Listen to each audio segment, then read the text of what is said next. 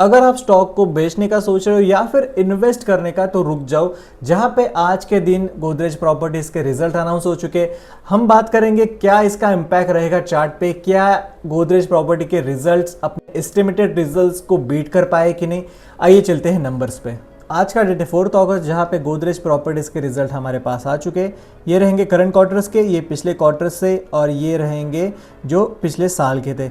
अगर देखा जाए तो जो टोटल इनकम है यहाँ पे हमें देखने को मिल रही है 1345, जहाँ पे ये सारे नंबर्स रहेंगे करोड्स में। ठीक है, तो पिछले क्वार्टर से हमें यहाँ पे डिक्लाइन देखने को मिल रहा है। अगर ईयर ऑन ईयर देखा जाए तो यहाँ पे थोड़ा बहुत प्रॉफिट कंसोलिडेशन यहाँ पे हम देखने को मिल रहा है, जहाँ पे 300 करोड़ का हमें यहाँ पे कम प्रॉफिट्स देखने को मिल रहा है। रेवेन्यू फ्रॉम द ऑपरेशंस की बात करेंगे तो 500 करोड़ इस क्वार्टर में थे। पिछले क्वार्टर से हमें काफ़ी ज़्यादा डिक्लाइन करंटली ऑपरेशन देखने को मिल रहा है। इवन तो quarter 4 as compared to the strong रहता है, इसकी वजह से हमें क्वार्टर 1 यहाँ पे वीक देखने को मिल रहा है। अगर बात करें ओवरऑल टोटल एक्सपेंस की तो 856 करोड़ के हमें एक्सपेंस देखने को मिल रहा है, जहाँ पे पिछले साल का आप एक एक्सपेंस देख सकते हो 3000। ठीक है, तो देखा जाए तो ये नंबर भी बड़ा है, तो उसका एक्सपेंस का नंबर भी हमें काफ़ी ज़्यादा बड़ा देखने को मिल रहा है। पिछले साल से देखा जाए तो कुछ ज़्यादा कुछ नहीं, सिर्फ 100 या 50 करोड़ के आसपास यहाँ पे हम ज़्यादा देख सकते हैं टोटल एक्सपेंस। जो प्रॉफिट है बिफोर द टैक्स तो वो है ऑलमोस्ट 488 करोड़, जो पिछले क्वार्टर से हमें थोड़ा बहुत डिक्लाइनेशन यहाँ पे देखने को मिल रहा है। जो प्रॉफिट है आफ्टर द टैक्स वो है 349 करोड़, जो पिछले क्वार्टर से हमें काफ़ी ऑलमोस्ट 50% डाउन देखने को मिल रहा है। पिछला क्वार्टर तक था 600 और उसके पिछले साल का था 600 करोड़। तो यहाँ पे हमें ईयर ऑन ईयर भी और ओवरऑल जो क्वार्टर ऑन क्वार्टर भी हमें डिक्लाइन 50% का देखने को मिल रहा है। आइए बात करते हैं क्या है करंट ईपीएस। अगर देखें अर्निंग पर शेयर की वैल्यूएशन तो इस साल जो इस बार का आया है वो 11.62, जो पिछला था वो 21 पे था। यहाँ पे हमें करंटली डायरेक्टली 10 ईपीएस का फॉल देखने को मिल रहा है, और पिछले ओवरऑल साल का देखें तो वो था 19। तो देखा जाए तो रिजल्ट्स तो ओवरऑल पॉजिटिव्स है, but as compared to the पिछला क्वार्टर यहाँ पे हमें रिजल्ट्स डिक्लाइन देखने को मिल रहा है। यहाँ पे हम देख सकते हैं net profit margin, overall details. Net profit जो मार्जिन है वो 26 है, जो पिछला क्वार्टर था वो 16 था। इबिटा जो है वो 41 है, पिछले क्वार्टर का 26 था। तो आइए चलते हैं चार्ट पे, देखेंगे क्या है एस्टिमेटेड मार्केट से और क्या ये रिजल्ट उसको बीट कर पाया है या नहीं। तो currently we are on one day time frame of Godrej Properties, जहां पे हम देख सकते हैं स्टॉक कंटिन्यूसली अपने 2200 के लेवल्स के नीचे रेजिस्टेंस ले रहा है।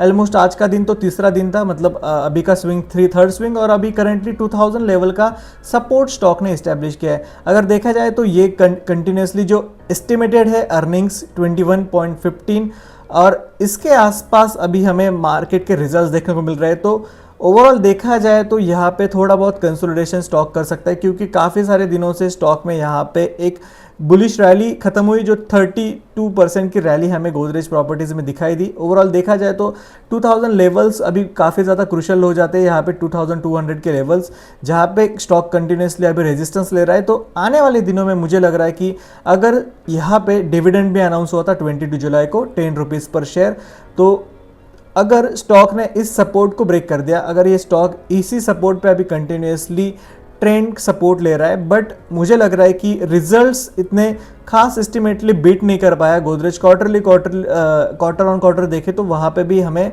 थोड़े बहुत मतलब रिजल्ट्स में काफ़ी गिरावट देखने को मिल रही है, जो इवन तो क्वार्टर के बेस पे फ़र्क पड़ता है, बट देखा जाए तो ऑपरेटिंग जो क्लैश फ्लो है 20,000 करोड़ हो चुका है, और जो बुकिंग वैल्यूज़ है वो 22% ईयर ऑन ईयर बढ़ चुकी है। यहाँ पे जो देखने को मिल रहा है वो एक्सपेक्टेशन से लो है, तो शायद से हमें स्टॉक में कुछ दिनों बाद गिरावट देखने को मिल सकती है। मुझे लग रहा है कि 2000 लेवल्स को भी ब्रेक कर दे। और इवन दो मैं ऐसा क्यों कर रहा हूँ, just not because of the results. अगर आपने यहाँ पे देखा तो स्टॉक कंटिन्यूसली अभी ऊपर ही जा रहा है, तो मुझे लग रहा है कि स्टॉक यहाँ पे नीचे आएगा एवरेजली इस लेवल पे।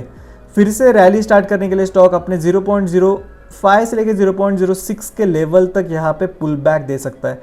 बट अगर हम पकड़ के चले तो मुझे लग रहा है कि 0.5 मतलब हमें आने वाले दिनों में 1880 के प्राइस पे गोदरेज आता हुआ दिख सकता है। और एस्टिमेटली कहूँ तो शायद से 15 से 20 दिन में हमें स्टॉक नीचे की साइड गिरावट देते हुए दिख सकता है, जहां पे आपको एक अच्छा अपॉर्चुनिटी रहेगा इस स्टॉक में फिर से इन्वेस्ट करने का। अगर आप सोच रहे थे यहाँ पे इन्वेस्ट किया फॉर द बाय इस सपोर्ट को देख के, तो मुझे लग रहा है कि यहाँ पे स्टॉक ऊपर चांसेस काफ़ी ज़्यादा कम है ऊपर जाने के। तो जब तक ये स्टॉक इस लेवल पे आपको ना मिले तब तक आप बाइंग अवॉइड कर सकते हो। अगर आप पहले से इन्वेस्टेड हो तो मैं सजेस्ट करूंगा यहाँ पे ये it's not a good point to buy, क्योंकि वैसे भी स्विंग लो पे है स्टॉक, तो शायद से रिजल्ट के बाद यहाँ पे फिर से हमें गिरावट देखने को मिले। अगर आप फ्रेशली इन्वेस्ट करना चाहते हो तो मैं सजेस्ट करूंगा आपको इस लेवल का वेट करें जब तक स्टॉक इस लेवल पे नहीं आ जाता, तब शायद अभी जो ओवर प्राइस हो चुका है स्टॉक नीचे आए और उसके बाद पुल बैक के लिए आप एंट्री कर सकते हो। तो अगर आप इन्वेस्टेड है तो मैं सजेस्ट करूंगा, अगर आप लॉन्ग टर्म के लिए है तो आप नीचे गिरते के बाद आप एवरेज बाइंग कर सकते हो। बट अगर आपको फ्रेशली बाय करना है आफ्टर द रिजल्ट कुछ इतने भी बेहतरीन नहीं है, एवरेजली प्रॉफिटेबल है, but as compared to the estimate market यहाँ पे रिजल्ट कम देखने को मिल रहे हैं। तो अपनी रिसर्च जरूर करिएगा बिफोर द बाइंग। और अगर आप स्क्रीन पे दिखाए गए स्टॉक पे यानी कि पीडीलाइट स्टॉक में इन्वेस्टेड हो तो उसके भी रिजल्ट्स आ चुके हैं, तो स्क्रीन पे दिखाई गई वीडियो पे क्लिक करिए। मिलते हैं उसी वीडियो में। Thank you so much for watching, bye.